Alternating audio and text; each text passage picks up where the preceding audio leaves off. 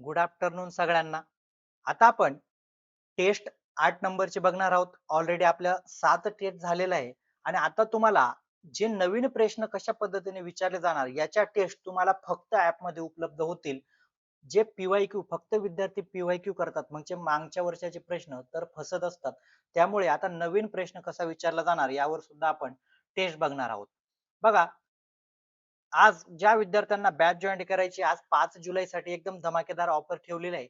फक्त तुम्ही 649 मध्ये बॅच जॉईन करू शकतात. पेपर पेपर 1 असेल 649, पेपर 2 असेल 649 आणि दोघं पेपर जर जॉईन करायचे असेल तर फक्त 999 मध्ये जॉईन करू शकतात. तुम्ही त्यामध्ये तुम्हाला लाईव्ह आणि रेकॉर्ड बॅच उपलब्ध, नोट्स उपलब्ध, ऑनलाईन टेस्ट ॲप सुद्धा उपलब्ध आणि मॉडर्न क्वेश्चन्स पेपर त्याच्यामध्ये उपलब्ध. तुम्ही प्ले स्टोअरवर जा, पीएस सिसव अकॅडमी हे ऍप डाउनलोड करा. काही अडचण असेल तर या मोबाईल नंबरवर संपर्क करा. हा मोबाईल नंबर तुम्हाला दिलेला आहे. ऑफर फक्त आजच्या दिवसापुरतं मर्यादित आहे, 5 जुलै एवढं लक्षात ठेवायचं. आता आपण वेळ न घेता पहिल्या प्रश्नाला सुरुवात करणार आहोत. बघा, पहिला प्रश्न तुमच्या स्क्रीनवर दिलेला आहे. आंतरिक अभिप्रेरणा की प्राथमिक विशेषता क्या है? बघा, आता आंतरिक अभिप्रेरणा की प्राथमिक विशेषता क्या है? आता तुम्हाला आंतरिक अभिप्रेरणा हा टॉपिक आपल्या बॅच मध्ये झालेला आहे. आता आंतरिक अभिप्रेरणा संदर्भात काय आहे आपण पहिले समजणं फार महत्वाचं असतं.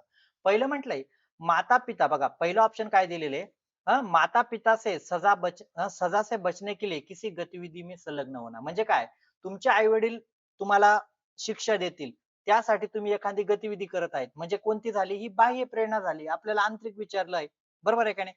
दुसरं ऑप्शन म्हटलेले पुरी तरह से व्यक्तिगत आनंद. बघा, पुरी तरह से व्यक्तिगत आनंद के लिए एक जटिल समस्या को पूरा करना. आता बघा, पुरी तरह से व्यक्तिगत आनंद म्हणजे काय, इथे कोणाचं दडपण आहे का? स्वतः व्यक्तिगत आनंद साठी करत आहे, जरी ती समस्या कठीण आहे पण व्यक्तिगत आनंद साठी करत आहे म्हणजे ऑप्शन 2 काय आहे, आंतरिक प्रेरणेचं उदाहरण आहे. आता बघा, त्याच्यानंतर तिसरं ऑप्शन म्हटलेले सीखने के दौरान महारत और जिज्ञासा की भावना महसूस करना. ज्या वेळा तुम्ही शिकत असता त्यावेळा काय, मला हे आलं पाहिजे, मी हे चांगल्या पद्धतीने केलं पाहिजे, मला हे ज्ञान मिळालं पाहिजे, ही सुद्धा भावना काय आंतरिक अभिप्रेरणेची आहे. म्हणजे बघा, दुसरं आणि तिसरं ऑप्शन काय आंतरिक अभिप्रेरणेवर बोलत आहे. आणि चौथं ऑप्शन काय म्हटलेलं बघा, विशेष रूप से नगद पुरस्कार. बघा, नगद पुरस्कार म्हणजे काय, बक्षीस. नगद पुरस्कार जीतने के लिए कड़ी मेहनत करणार म्हणजे तुम्ही मेहनत का करणार आहे, मला बक्षीस भेटेल, म्हणजे इथे पण बाह्य प्रेरणा आहे. म्हणजे पहिल्या आणि चौथ्या ऑप्शन मध्ये बाह्य प्रेरणा दाखवत आहे पण आपल्याला आंतरिक प्रेरणाची विशेषता विचारलेली आहे. तर आपल्याला माहित आहे 2 आणि 3 हेच काय आंतरिक प्रेरणा म्हणजे ऑप्शन 2 मध्ये बघा, 2 आणि 3 हे तुम्हाला मिळालेले म्हणजे आपलं उत्तर काय असेल, ऑप्शन 2 हे असेल. कारण हे आंतरिक प्रेरणाची विशेषता दर्शवतात. बाकीचे जे ऑप्शन आहेत ते बाह्य प्रेरणेचे आहेत. म्हणजे अशा पद्धतीने प्रश्न तुम्हाला बारकाईने समजून घ्यावा लागतो. असे नवीन प्रश्न ज्या वेळा येतात ना मग विद्यार्थी गोंधळून जातात. त्यापेक्षा काय करा, तुम्ही तयारी करून ठेवा. बघा, तुम्हाला प्रश्न दुसरा दिलेला आहे, फक्त काळजीपूर्वक समजून घ्या. बॅच मध्ये सर्व उपलब्ध आहे, फक्त तुम्हाला बॅच जॉईन करायची आणि सर्व बघायचं आहे. आणि हे पीवायक्यू तुम्हाला बॅच मध्येच असतात, बरोबर आहे का नाही? आता खूप ठिकाणी मुलं काय करतात, फक्त पीवायक्यू करत बसतात, त्याला महत्व नाही. नवीन प्रश्न पण तुम्ही केले पाहिजे आणि सहसा ते कोणाला उपलब्ध करून देतात, बॅच वाल्यांना. जरी खूप युट्यूब चॅनल पीवायक्यू घेत असतील पण त्यांची जी बॅच असते त्यांनाच हे जे प्रश्न पुढे येणार आहेत अशा पद्धतीची मांडणी ते त्यांना देतात, एवढं लक्षात ठेवायचं. आता प्रश्न दूसरा, निम्नलिखित में से कौन सा क्रम अभिप्रेरणा का चक्र को सही रूप से दर्शाता है? अभिप्रेरणा का चक्र. आता अभिप्रेरणा का चक्र म्हणजे काय, ज्या वेळा आपल्याला काहीतरी गरज निर्माण होते आणि कशी पूर्ण होते याला अभिप्रेरणेचं चक्र म्हटलं जातं. आता कसं होतं, पहिलं ऑप्शन काय दिलेले, आवश्यकता. पहिलं काय म्हटलेले, सगळ्यात पहिले काय पाहिजे, आवश्यकता पाहिजे. आवश्यकता, त्याच्यानंतर काय पाहिजे, चालक शक्ती पाहिजे. म्हणजे आवश्यकता निर्माण झाली, आता ते करण्यासाठी तुम्ही काय करत आहेत, प्रयत्न करत आहेत, म्हणजे चालक शक्ती पाहिजे, बरोबर आहे का नाही? त्याच्यानंतर काय पाहिजे, लक्ष्य प्राप्ती झाल्यावर शेवट काय असेल, लक्ष्य प्राप्ती असेल. आणि त्याच्यानंतर काय असेल, उत्तेजनाने कमी. का, लक्ष्य प्राप्त झाल्यावर कोण अभ्यास करत बसेल, म्हणजे काय झालं, हे शेवट पाहिजे. आता दुसरं ऑप्शन आपण चेक करू, आवश्यकता. आवश्यकता निर्माण झाली, बरं मान्य आहे. लगेच उत्तेजनामध्ये कमी आले तर, लगेच उत्तेजनामध्ये आवश्यकता आहे त्याच्यानंतर उत्तेजनामध्ये कमी आली म्हणजे लक्ष्य प्राप्ती होईल का, तर अजिबात नाही. रुची आहे, अभिरुची आहे, संतुष्टी, तर अजिबात नाही, हे अभिप्रेरणाचे येत नाही. आवश्यकता, संवेग, हे तर अजिबात येत नाही. सगळ्यात महत्वाचं काय असतं, आवश्यकता, त्याच्यानंतर चालक शक्ती, लक्ष्य प्राप्ती आणि उत्तेजना की कमी. हे मी तुम्हाला अजून चांगल्या पद्धतीने हे समजून देतो. बघा, आता आता बघा हे एक चित्र दाखवले या आधारे तुम्हाला एकदम चांगल्या पद्धतीने. आता बघा आपण ही मुलगी आहे, हिला काय लागलेली भूक लागलेली काय लागलेली भूक लागलेली म्हणजे काय आवश्यकता आहे. काय आता आवश्यकता निर्माण झाली. पण तिच्या डोक्यात विचार आला, काय केलं? का नाही मला आता फ्रीजमध्ये मी फ्रीज घेईल त्याच्यामध्ये सफरचंद असेल, पाव असेल हे मी खाईल. बघा तिने खाल्लं. त्याच्यानंतर काय झालं? ते मिळवण्यासाठी काय केलं तिने प्रयत्न करते. आता बघा काय केलं ती प्रयत्न करते. काय मला काय खायचंय म्हणजे तिने काय केलं चालक आवश्यकता निर्माण झाली.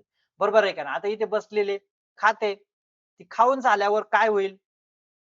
जी तुमची आपण काय म्हणतो जी प्रेरणा आहे आपोआप कमी होऊन जाईल. आपोआप कमी होऊन जाईल. कारण ज्यावेळेला तुम्ही जेवण केलं, त्यानंतर ज्यावेळेला आता समजा ही मुलगी बसलेली आहे, तिला जेवढी आवश्यकता आहे जेवणाची, जेवण झाल्यानंतर तेवढी दाखवेल का? म्हणजे काय होईल? उत्तेजना काय होईल? कमी होऊन जाईल. अजून तुम्हाला समजत नसेल तर अजून चांगल्या पद्धतीने मी समजवण्याचा प्रयत्न करतो. बघा, आता सगळ्यात पहिले मी तुम्हाला काय सांगितलं होतं, आवश्यकता ह्या पहिल्या असतात बघा, आवश्यकता. त्याच्यानंतर काय? प्रेरणा म्हणजे चालक आता काय म्हटलं चालक. त्याच्यानंतर तुमची उत्तेजना पण पाहिजे. आता सी काय आहे तुम्हाला पास होणं ही आवश्यकता आहे. बरोबर आहे की नाही? तुमच्या लक्षात आली गरज आहे. त्याच्यानंतर आता प्रेरणा आहे. नाही बाबा मला अभ्यास करावा लागेल. उत्तेजना नाही आता मग मी काय करेल मी या पद्धतीने अभ्यास केला आणि ह्या वेळा पास होईल. ही झाली तुमची उत्तेजना. आता त्याच्यानंतर म्हटले लक्ष उन्मुख व्यवहार. आता मला सांगा खूप विद्यार्थी काय करतात? लक्ष उन्मुख व्यवहार करत नाही सर आम्ही सी पास झालो पाहिजे. कसं काय होणार? व्यवहार कसे केले पाहिजे? जे आपल्याला सी-टी-ला आवश्यक आहे तेच केलं पाहिजे ना. तुम्ही जर टी-ई-टीचं एखादं पुस्तक घेऊन बसले, वाचायला लागले तर चालणार नाही. म्हणजे लक्ष्य मिळवण्यासाठी व्यवहार पण कसे पाहिजे? त्या संदर्भातच केले पाहिजे. आणि त्याच्यानंतर काय असेल शेवट उपलब्धी म्हणजे तुम्ही तिथे पास झाले. उपलब्धी आणि मग उपलब्धी पास झाल्यानंतर काय असेल? उत्तेजना मी कमी, तणाव मी कमी. का का कमी असेल? आता समजा तुम्ही 5 आणि 6 सप्टेंबरला पेपर असतील.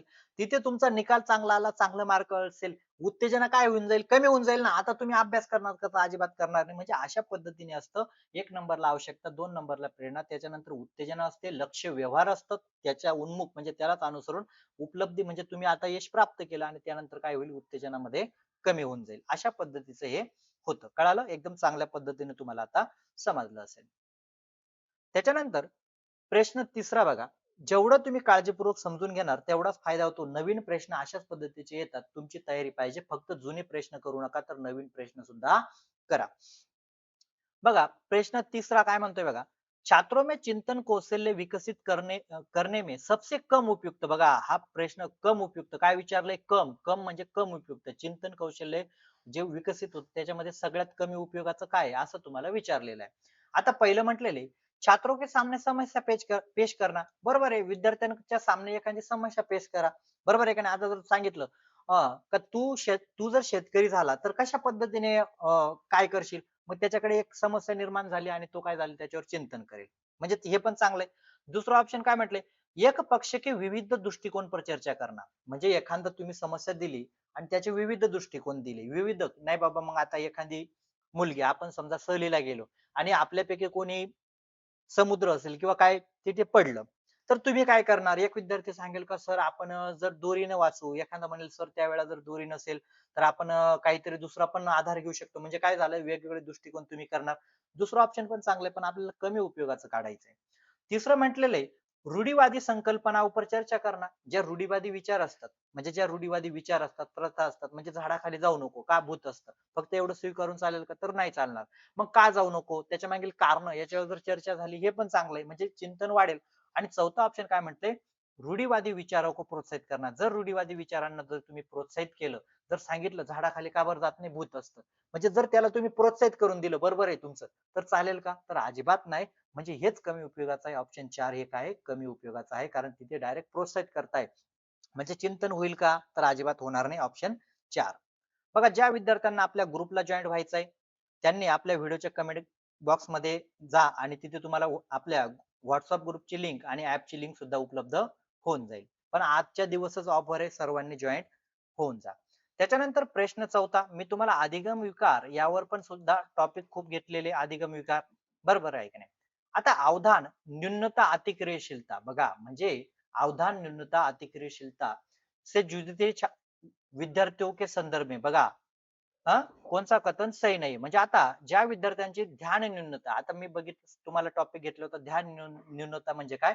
हे विद्यार्थी आहे ना लगेच विचलित होऊन जातात काय होतात लगेच विचलित होऊन जातात या विद्यार्थी हा एक विकार आहे या संदर्भात आपण हा आणि इथे तुम्हाला काय विचारलंय कोणता कथन सही नाही म्हणजे बघा त्यांच्या संदर्भात कोणतं कथन सही नाही असं तुम्हाला विचारलेलं आहे आता कोणतं कथन सही सही नाहीये आता तुम्हाला जेव्हा ते पूर्ण माहित असेल तेव्हाच तुम्ही उत्तर काढू शकता आता पहिलं म्हटलेले बघा पहिलं ऑप्शन काय म्हटलंय उन्हें उन्हें किसी एक कार्य में लंबे समय तक एकाग्रता रहने में मुश्किल होते बघा मी तुम्हाला चर्चा केली होती हे मुलं एखादं जर तुम्ही 35 मिनिटाचा जरी तास घेतला ना ते शांत बसणार नाही एकाग्र राहू शकत नाही म्हणजे हे बरोबर आहे पण आपल्याला निगेटिव्ह शोधायचंय काय शोधायचंय नाहीये म्हणजे निगेटिव्ह शोधायचंय त्याच्यानंतर दुसरं काय म्हटलंय वो अक्सर वस्तुओं को बुल बुल हा बुलबुलाते हैं और रहते और बेचैन रहते म्हणजे काय एखाद्या वस्तूकडे पाहणार एखाद्या वस्तूला हात लावणार अशा पद्धतीचा कार्यक्रम त्यांचा असतो बेचैन असतात दुसरा ऑप्शन पण त्यांच्या संदर्भात योग्य आहे तिसरं म्हटलेले वे किसी कार्य बघा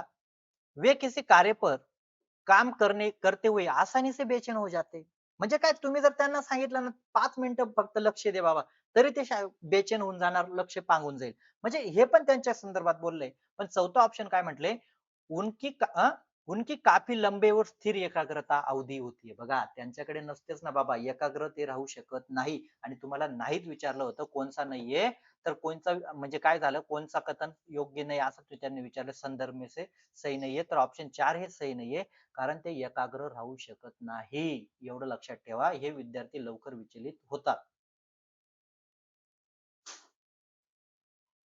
त्याच्यानंतर तुम्हाला मी लॉरेन्स कोलबर्ग याचा सिद्धांत घेतलेला होता असे प्रश्न पीवायक्यू मध्ये तुम्हाला बघायला भेटणार नाही हे नवीन पद्धतीचे प्रश्न तुम्हाला मांडलेले आहेत आता लॉरेन्स कोलबर्गचा सिद्धांत फार बारकाईने समजून दिलेला आहे आता तुम्ही काळजीपूर्वक प्रश्न वाचा तुम्हाला कळेल प्रश्न म्हणतोय लॉरेंस कोलबर्ग के नैतिक विकास के सिद्धांत की मुख्य रूप से आलोचना की गई है बघा आता लॉरेन्स कोलबर्गचा जो सिद्धांत होता कॅलर गिलगिल यांनी काय केली होती आलोचना केली होती का आलोचना केली होती का तिने म्हटलं होतं का हा भाऊ फक्त पुरुषांना महत्व देतो काय म्हटलेलं होतं पुरुषांना महत्व देतो अशा पद्धतीचा आता आलोचना की गई थी क्यों का बरं केली होती हे पण तुम्हाला विचारलं जाईल का केली होती का नाही बाबा तिला फक्त त्याच्या खोड्या काढायच्या होत्या तर अजिबात नाही आलोचना का केली होती हे आपल्याला माहित पाहिजे पहिलं म्हटलेले शेष शेषावस्था की शारीरिक मेल और पत्थरों के नजरअंदाज करना याच्यामुळे आलोचना केली का तर अजिबात नाही ऑप्शन 2 काय म्हणते ये मुख्य रूप से पुरुष नमुने पर आधारित था बघा मी तुम्हाला सांगितलं होतं त्या गिलगिनने काय त्या महिलेने काय आलोचना केली होती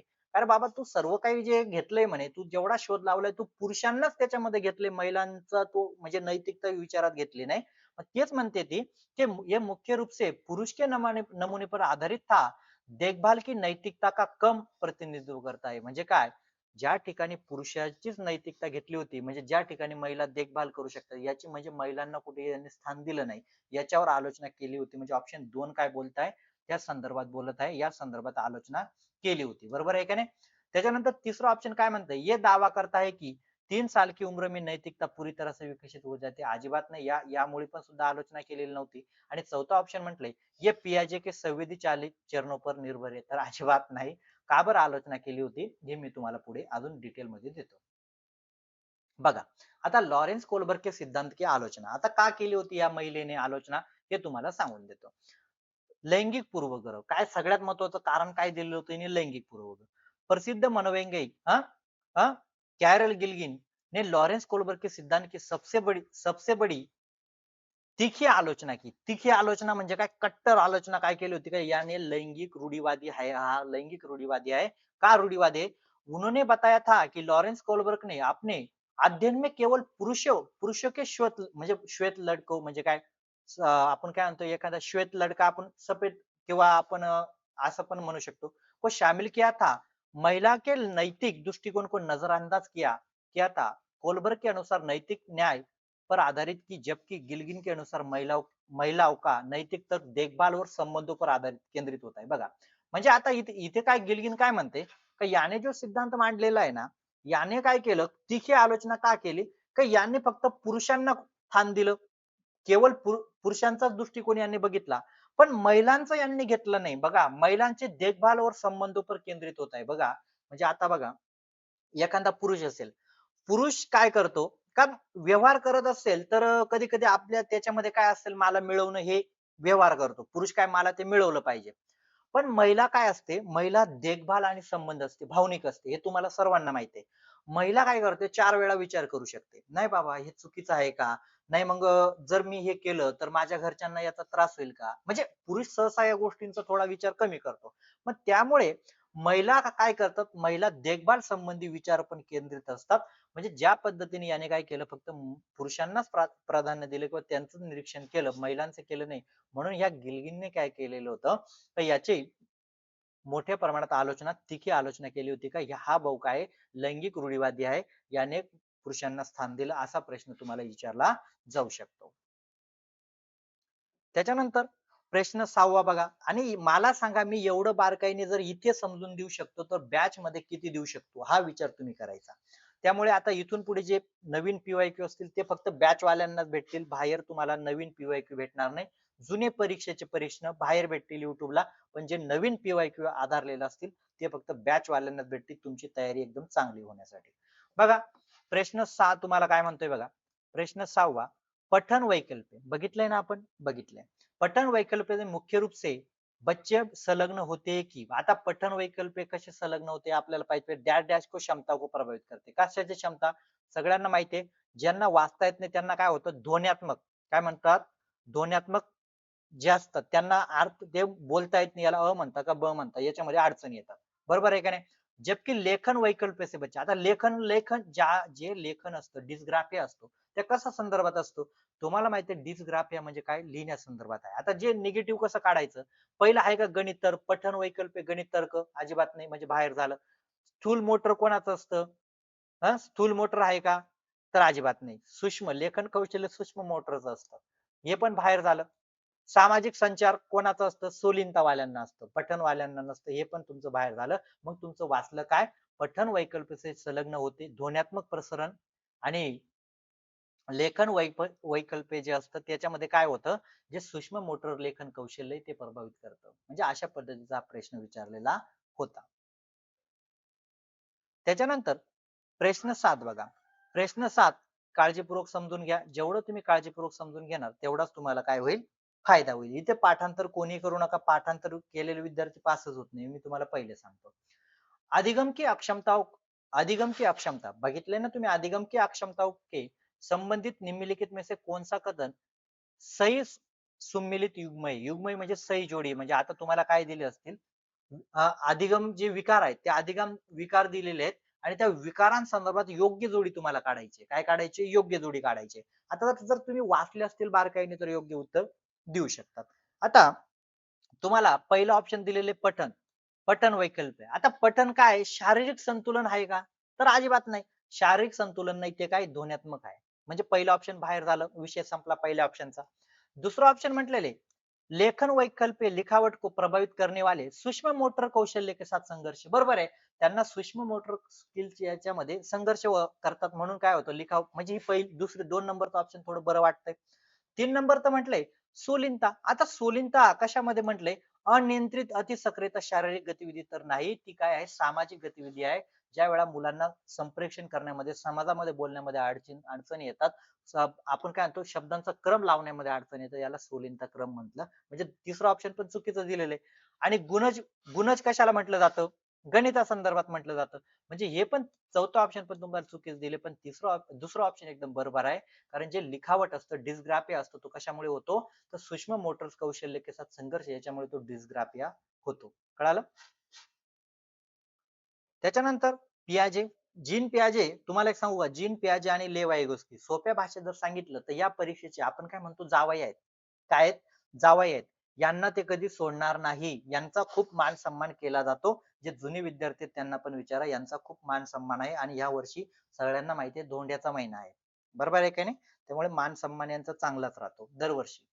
त्याच्यानंतर प्रश्न 8, पियाजे के नुसार बघा, कोणाच्या नुसार, पहिले ते लक्षात ठेवायचं. पियाजे के अनुसार निम्नलिखित में से कौन सा संज्ञानात्मक विकास की औपचारिक संक्रियात्मक की विशेषता अवस्था की, बघा औपचारिक, औपचारिक म्हणजे काय, तिला अमूर्त अवस्था सुद्धा म्हटलं जातं किंवा निगमनात्मक अवस्था असं सुद्धा म्हटलं जातं.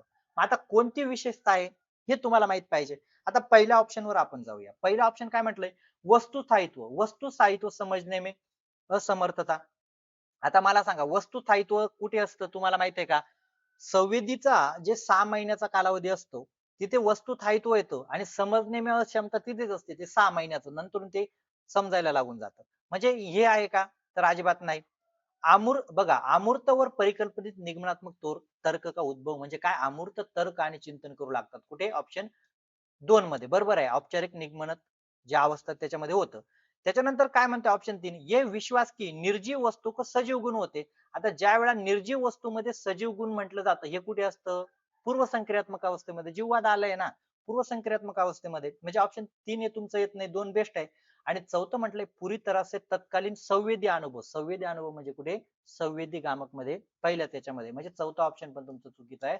पण सगळ्यात जर औपचारिक संक्रियात्मकची जी विशेषता असते त्याच्यामध्ये काय अमूर्त तर्क आणि निगमनात्मक तर्क उद्भव होणे म्हणजे त्याच्यावर काय चिंतन करायला लागतात मोठ्या प्रमाणात म्हणजे 11 वर्षाच्या पुढे. ऑप्शन 2 हे उत्तर एकदम बरोबर दिलेलं आहे. त्याच्यानंतर प्रश्न 9 बघा. प्रश्न 9 हा काय म्हणतोय? काळजीपूर्वक समजून घ्या. आणि प्रश्न तुम्ही काळजीपूर्वक जर समजूनच घेतला नाही ना, तुम्ही किती अभ्यास करा त्याला किंमत नाहीये. प्रश्न काळजीपूर्वक समजण्याची सवय विद्यार्थ्यांनी ही घेतली पाहिजे आणि 40 सेकंदामध्ये तुमचा प्रश्न वाचलेच गेला पाहिजे. पूर्ण प्रश्न आणि उत्तर पण हा. नाहीतर मग सर प्रश्नाला 40 आणि याला वेगळं देऊ का? तर 40 सेकंदामध्ये तुम्ही वाचल्या गेला पाहिजे. प्रश्न 9 काय म्हणतोय? आप अपनी मिडल स्कूल बघा मिडल स्कूल में विज्ञान कक्षा में बघा विज्ञान असो किंवा विषयाचं नाव फक्त बदलून देतात ते हा. व्हिडिओ सर्वांनी लाईक करा. व्हिडिओ सर्वांनी लाईक करा एवढं नक्की आणि शेअर करा जास्तीत जास्त विद्यार्थ्यांना. आप आप अपनी मिडिल स्कूल विज्ञान कक्षा में उच्च स्तरीय आलोचनात्मक सोच को बढ़ावा चाहते हैं. कशा काय काय वाढवायचं तुम्हाला? आलोचनात्मक सोच. आलोचनात्मक सोच को बढ़ावा देना चाहते हैं. आपको निम्नलिखित में से कौन सा प्रश्न नहीं पूछना चाहिए. म्हणजे विद्यार्थ्यांमध्ये आलोचनात्मक चिंतन वाढलं पाहिजे किंवा समालोचनात्मक चिंतन वाढलं पाहिजे. यासाठी त्यांनी काय विचारलेले? कोणता प्रश्न नाही पूछना चाहिए. काळजीपूर्वक बघा. नाही म्हणजे निगेटिव्ह काढायचंय. कोणता प्रश्न विचारायला नाही पाहिजे असं त्यांनी विचारलेलं आहे. पहिलं म्हटलेलं आहे पहिला ऑप्शन बघा. आपके आपके विचार में प्रयोग से आपके विचार प्रयोग से अप्रत्याशित परिणाम क्यों प्राप्त हुआ. म्हणजे बघा आता विद्यार्थ्यांना तुम्ही चिंतन करायला लावतायत का हा जो परिणाम आहे कशा पद्धतीने प्राप्त झाला किंवा काय झालं म्हणजे विद्यार्थी काय करेल वेगवेगळ्या अँगलने विचार करेल. म्हणजे पहिलं ऑप्शन चांगलं आहे आपल्याला निगेटिव्ह काढायचंय. दुसरं ऑप्शन म्हटलेलं आहे दुसरा ऑप्शन काय म्हणते बघा. आप इस परिकल्पना का परीक्षण करने के लिए एक बेहतर विधि कैसे तैयार करेंगे. बघा म्हणजे त्यांच्या पुढे एखादी समस्या निर्माण केली आणि तू सोडवण्यासाठी अजून एक चांगली पद्धत कशी निवडू शकतो. म्हणजे चांगली पद्धत कशी निवडू शकतो म्हणजे तो काय करेल? चिंतन करेल. चिंता नाही हा चिंतन करेल. आलोचनात्मक चिंतन करेल. म्हणजे दुसरं ऑप्शन पण चांगलं आहे. तिसरं ऑप्शन काय म्हटलंय बघा. तिसरं ऑप्शन काय म्हटलंय? पृष्ठ 42 पर प्रकाश संश्लेषण की सटीक परिभाषा काय आहे. म्हणजे त्याची सटीक परिभाषा म्हणजे त्याची व्याख्या सांग. मग मला सांगा ज्या ठिकाणी फक्त व्याख्या विचारली जाते म्हणजे काय झालं इथे आलोचनात्मक चिंतन अजिबात होत नाहीये. काय होत नाहीये म्हणजे तिसरं ऑप्शन हे तुमचं चुकीचं दिलेलं आहे. चौथा ऑप्शन बघा. हम इस आंकड़े के बारे में कौन सी मान्यता बना रहे बघा हम इस आंकड़े के बारे में कौन सी मान्यता बना रहे. आता कोणती मान्यता बना रहे म्हणजे याच्यावर पण काय विद्यार्थी चिंतन करेल आणि एकापेक्षा जास्त उत्तर तुमची येण्याची शक्यता आहे. पण जर तुम्ही फक्त 42 पान नंबर जे आहे त्याच्यामध्ये प्रकाशासंदर्भात जी व्याख्या दिलेली आहे ती व्याख्या जर विचारली तर काय असेल एकच व्याख्या विद्यार्थी वारंवार सांगत असेल म्हणजे तिथे चिंतन कौशल्य वाढणार नाही. म्हणजे ऑप्शन 3 चा हा प्रश्न जो आहे हा विचारला नाही पाहिजे. याच्याने आलोचनात्मक चिंतन वाढणार नाही म्हणजे ऑप्शन 3. बघा प्रश्न 10 व्हिडिओ सर्वांनी लाईक करा आणि तुमच्या आजूबाजूला जेवढे मित्रमैत्रिणी असेल आज ऑफर दिलेले त्यांना बॅच बद्दल नक्की सांगा. आजच्याच दिवसासाठी ही ऑफर आहे. पुन्हा ही ऑफर भेटणार नाही. बघा प्रश्न 10 काळजीपूर्वक आपण समजून घेऊ. एक शिक्षक नए विषय को पढ़ाने से पहले बघा काय म्हणतोय. एक शिक्षक नए नए विषय पढ़ाने से पहले विद्यार्थियों को बघा विद्यार्थियों के पूर्व अनुभव से जोड़ता है. म्हणजे एक शिक्षक काय करतो नवीन विषय शिकवण्याआधी पूर्व अनुभव से जोड़ता है. ये शिक्षण की किस प्रक्रिया का भाग है. आता मला सांगा आपण कुठलाही विषय शिकवत असताना आपण डीएड बीएड ला काय करायचो 3 3 4 4 4 प्रश्न विचारायचो. काय विचारायचो प्रश्न विचारायचो. काय विचारायचो प्रस्तावनेमध्ये प्रश्न विचारायचो का नाही? मग आता त्या शिक्षक काय करतोय का नवीन विषय शिकवण्याआधी काय करतोय, पूर्व अनुभव से जोडता. पूर्व अनुभवावर प्रश्न कोणते विचारले पाहिजे? पूर्व अनुभवावर विचारले पाहिजे. नाहीतर तुम्ही त्यांना माहित नाही ते प्रश्न विचारणार ते बी चालणार नाही. मग तो शिक्षक तेच करतोय का पूर्व अनुभव वर काय करतोय हां, पढ़ानेच पहिले जोडताय किंवा त्यांना प्रश्न विचारताय. ये किसका भाग है? आता पुनर्बल पहिला ऑप्शन काय म्हटलं पुनर्बलन. आता पुनर्बलन देतोय का तो? तर अजिबात नाही. ऑप्शन 2 काय म्हणताय तत्परता एवं अभिप्रेरणा. सगळ्यात महत्त्वाचं काय करतोय तो प्रश्न काय विचारत असेल किंवा अनुभवाले का जोडत असेल, तर सगळ्यात महत्त्वाचं काय केलं जातं, त्यांची तत्परता तपासली जाते. तत्परता म्हणजे ते तत्पर आहेत का? नाहीतर मी वर्गात अध्यापन करत आहे आणि विद्यार्थी नंतरून माहित पडलं हे विद्यार्थी दुसरीकडेच काहीतरी त्यांचं लिखापट चालू होती तर अजिबात नाही. का विचारले जातात असे प्रश्न किंवा पूर्व ज्ञानाला का जोडलं जातं तर त्याची काय विद्यार्थी काय पाहिजे तत्पर पाहिजे. पढ़ाने से पहिले विद्यार्थी के पूर्व अनुभव से जोड़ता है किंवा प्रश्न विचारणार. आता बघा मग असा हा प्रश्न जर समजा तुम्हाला फिरवला. प्रश्न फिरवला आता अनुभव से जोड़ता है हे काढून टाकतील नवीन काय टाकतील एक शिक्षक नए नए विषय पढ़ाने से पहले विद्यार्थियों को पूर्व ज्ञान पर कुछ प्रश्न पूछता है. काय म्हणेल पूर्व ज्ञान पर प्रश्न पूछता है. अनुभव काढून टाकला.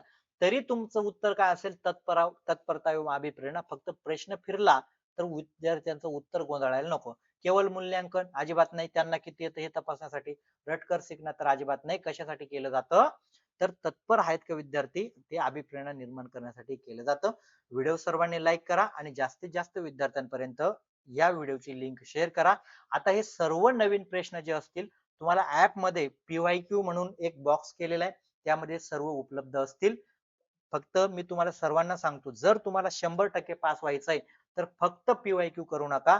नवीन प्रश्न कशा पद्धतीने येणार याचा पण सराव करा. कारण हे बघा मागचा प्रश्न काय असेल ऑलरेडी तुमचा झालेला आहे. तो प्रश्न तुम्ही बघणार म्हणजे त्या लेवल नुसार आता नाही चालावं लागेल. आपल्याला लेवल वाढवावी लागेल ना. लेवल वाढवण्यासाठी नवीन प्रश्नाचं सामोरे जाण्यासाठी नवीन प्रश्न तुम्हाला बघावे लागतील. आपल्याकडे सर्व उपलब्ध आहे. मॉडर्न क्वेश्चन पेपर वगैरे सर्व काही तुम्हाला बॅच मध्ये उपलब्ध आहे. चालेल. व्हिडिओ लाईक करा आणि शेअर करा.